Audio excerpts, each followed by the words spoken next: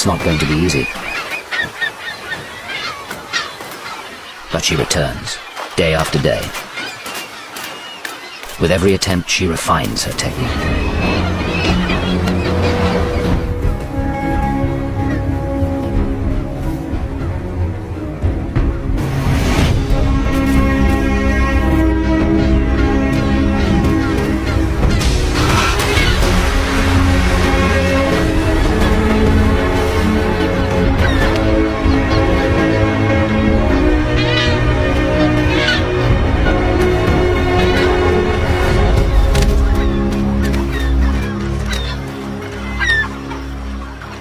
There's no doubting her persistence and skill, even if the occasional girl does slip her grip.